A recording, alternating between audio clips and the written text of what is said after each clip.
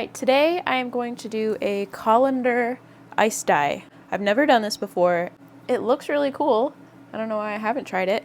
And I'm going to do it with one of the new blanks that I have, the boxy cut. Hopefully I will have the video, YouTube video of this shirt blank up soon. Hopefully it's up before this video. Alright, so here's my colander that I have. I need to do some research on this method. I think I'm going to be using this. I just made these.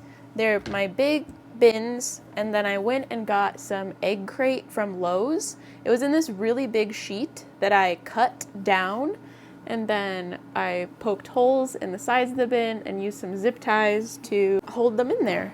So I have used these once, and it's really great because, like, the sides act as an ice guard. I've got a rack for runoff so that it's on a rack, not sitting in muck, and the bottom catches the muck. So all in one ice guard, rack, containment, and then I just have to like dump out the muck, rinse it real quick, and we're good to go again. Time for you to go. I'm gonna look up basic colander ice dye setups so I can make sure that I am doing this the way that people normally do it. I don't know who came up with this. Okay, so what I see here is that they have the shirt placed on top of a colander, like this, spiraled on top of it, and then an ice guard holding ice up here. Alright, I'm gonna go soak this in soda ash. When I say soak, I mean I'm gonna stick it in there for like a minute, enough for it to like soak up water, and then I'm gonna spin it out in the spin dryer, then I'll set it up. For the soda ash soak, I loosely use the ratio of 1 cup of soda ash powder per 1 gallon of water. Sometimes I'm not measuring it, I'm just eyeballing it. It's not a big deal. You don't have to worry about it. If you add more soda ash just to compensate for like speed and being loosey-goosey, that's probably fine. I'm like looking at the stuff I have in my cabinets over here, wondering if there's anything that might be good for this. That's what tie-dyers are known for, right? We're always looking at everything through the lens of, could that be used to make a tie-dye shirt? Can it hold ice? What can it do? Because everything has a purpose for tie-dye. Now, I don't know if I should spiral it on here. I'm not sure. Let's try to get the side seams straight, right? Got dye on there. Okay, so where do we want the spiral? Yeah, that's like a really dense spiral. I don't want it to be that dense. Wrong way, okay. Maybe, like, I want to put a piece of fleece under this, but then I would be, like, modifying the technique. People who do, like, serious spirals, you're probably watching this and, like, shaking your head. This could be so much better. But I think that's the problem sometimes. We get focused on the wrong detail.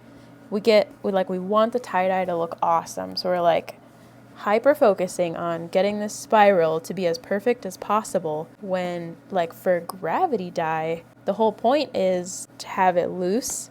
So when we're doing this really intricate spiral, we end up doing too good of a job, and then you can't see the flowiness of the flowy gravity effect. Alright, so I got the spiral in place. It's really tight like this. So you could just do an ice dye, put this on a rack, put ice and dye on top of that, and it would look cool. What we're going to try to do is modify the spiral, I guess, and I'm going to try to have it draping down. So I'm going to be pulling the spiral out a bit. So I'm trying to think about at what point do I want this to start being tightly spiraled and what point do I want it to be draping, like how far into the shirt. So that's what I'm thinking about. Like this would be a couple inches in, and we want it to start being flowy. I'm really sorry if I'm like preaching to the choir with this video, because y'all probably have it figured out already. I am the last person to this party. This is just my thought process because I've never really paid attention to this technique. I've always admired it, but I have never gone through the mental process of how would I do that. So that's what you're watching at the moment. How do we do this? All right.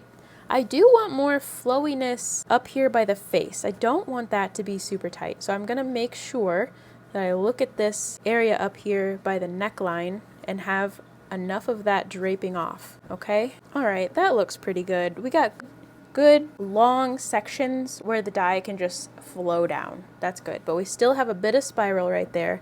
I'm gonna stop at this point, and I think I'm gonna go get some magic tracks to put here to hold the ice. I just don't know if I want ice on top of dye or dye on top of ice. Typically, everybody's doing it with the dye right on top of the shirt, so maybe I should do it like that too, just to see, not mess with too many variables at one time. Make sure you wear your mask, everybody.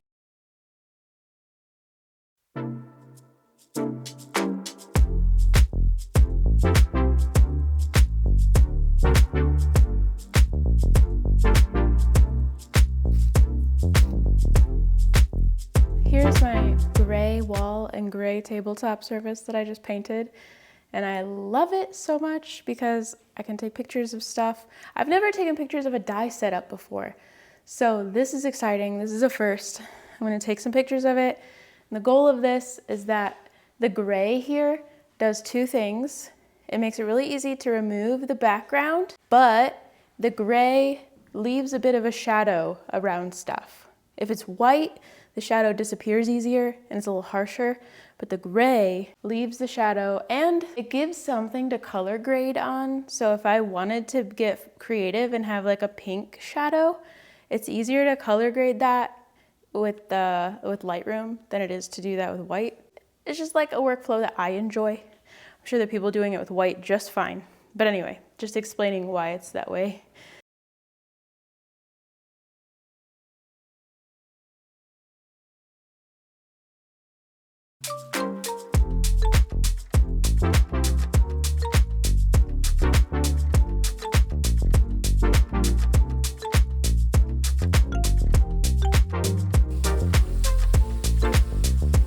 Rinsed out the shirt, and after I saw it, I decided that I would make another one exactly the same, except I'm gonna do dye on top of the ice. Here's the setup.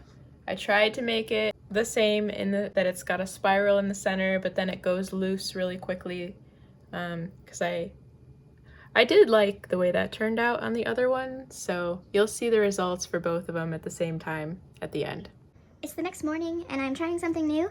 Underneath the bin here I have a seedling mat, so that's not like gonna get super hot, but it is warm. And I put a lid on top, so it created like a little greenhouse dome effect. And I just took the lid off and it felt very warm inside, and touching the shirt feels warm. So I'm hoping 12 hours of that will suffice because I need to rinse this early. And this is what this shirt looks like after the ice is all melted, right before I'm gonna rinse it.